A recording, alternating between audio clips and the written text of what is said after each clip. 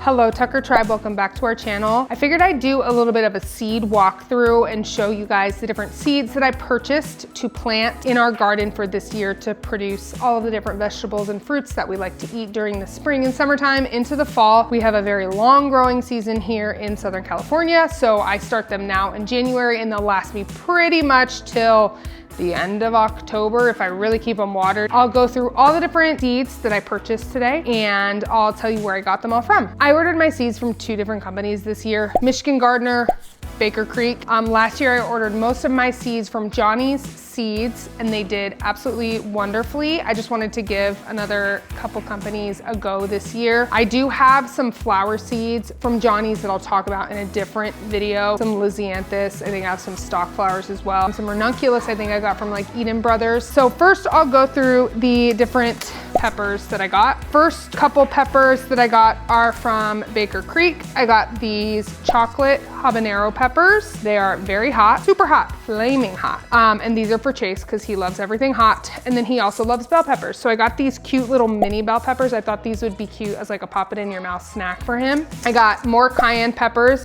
The bushes that I actually grew from seed last year are still producing peppers. It is January. I don't know if you can hear my son screaming in the back. 2 cayenne pepper plants that I planted last January are still alive. They are still producing cayenne peppers. I just put a bunch in the dehydrator and made red pepper flakes out of them a couple days ago. So that one is still going strong. Got some more to see if these ones will last just as long. Some orange habanero peppers. These are Caribbean orange. And it doesn't say this, oh it does. 100,000 to 350,000 Scoville heat units. So very hot. Purple cayenne peppers. I really just got these because they're purple and I thought that that would be cool to have like purple cayenne peppers. Chocolate colored bell peppers. These are sweet and juicy according to the package. Green bell peppers.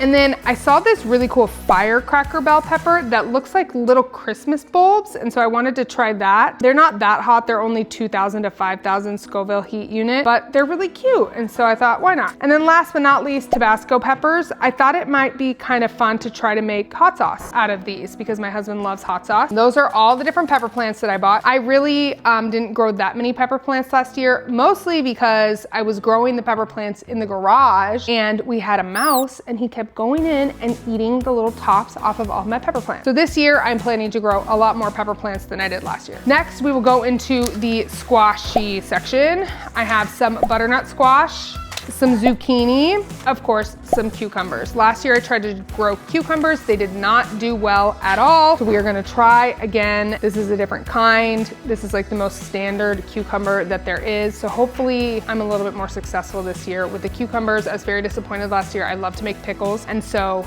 I was very sad that I didn't have barely any cucumbers to make pickles out of. Oh, you have to wash your hands?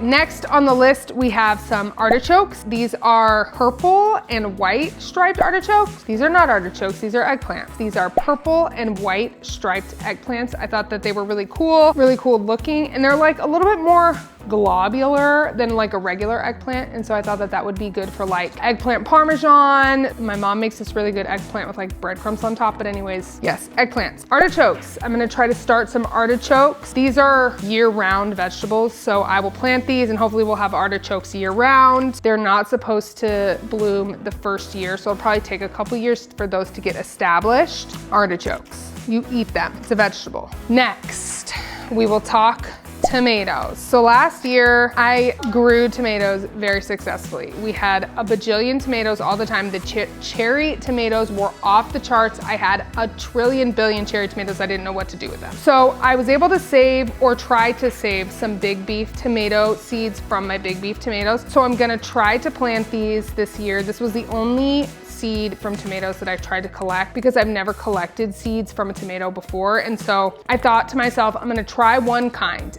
And if I'm successful, then I will, this year coming up, save more tomato seeds and then replant. And then I'll feel like more comfortable with the germination rate and like how I do after I try one. These are my big beef tomato seeds from last year. I had a ton of big beef tomatoes. They were delicious. I actually still have them all frozen in my freezer. I need to make sauce out of them before I get more tomatoes. So that is definitely on the docket for this winter, is to make sauce out of all of those tomatoes that I have in the freezer. But big beef tomatoes will be on the docket. And these are from Johnny's Seeds, the tomatoes that I grew from there.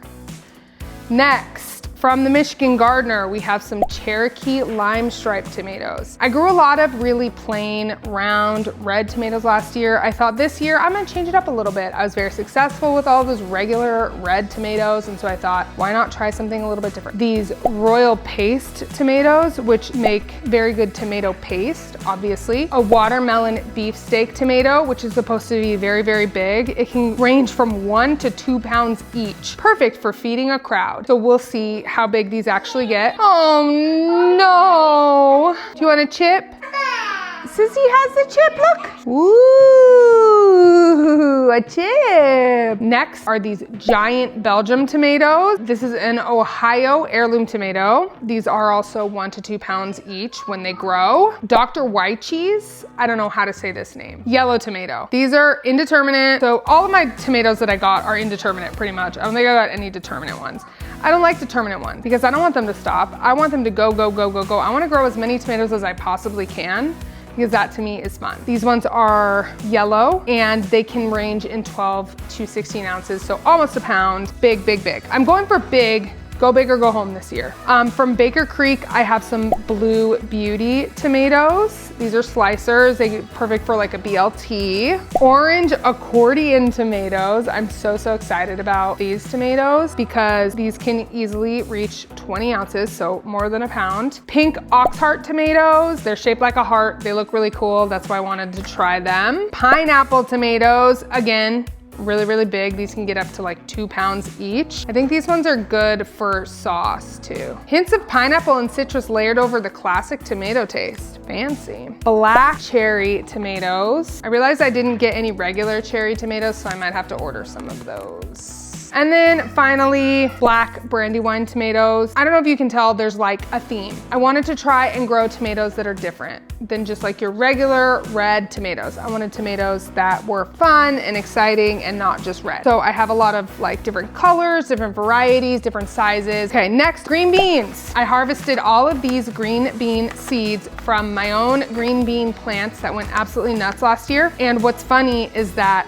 I know that these are going to germinate because the ones that fell off the bush into the ground after it rained, they all started to germinate. I have them growing over here in the windowsill right now, and they are all barely chugging along, but still alive. So I don't know if these will last until spring. We'll have to see. I mean, maybe. They're all still alive at this point. They're like growing vines and everything too. It's really funny. Crimson watermelon seeds. We grew a couple watermelons last year, didn't have great success. I also didn't really try that hard with the watermelons. I kind of just like watered them a couple times a week, and like watermelons are made out of water, so I should probably have been watering them a lot more than that. I'm gonna give it a go like for real this year. Ambrosia sweet corn, so we're gonna plant the watermelons on one side and the corn on the other side.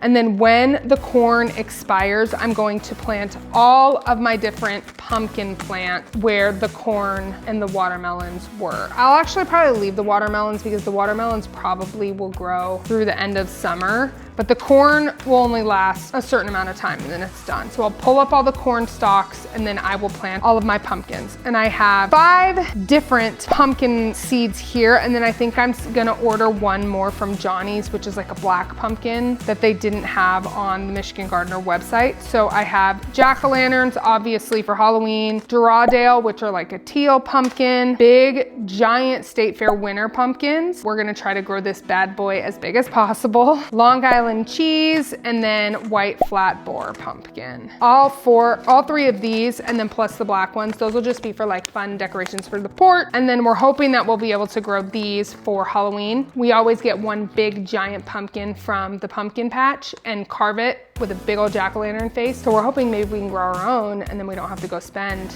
a bajillion dollars on a giant pumpkin. I'm gonna add dill to my herb garden. And along with the dill is I have some basil seeds that I harvested from my basil that I have in my garden right now. I'll try to plant some basil as well. And then finally, I have all of my lettuce. So I have what I titled lime green lettuce. It was this lettuce that was super, super green. I think it's the black seeded Simpson lettuce, which is this one that Baker Creek sent me for free. I'm pretty sure gonna grow that this year.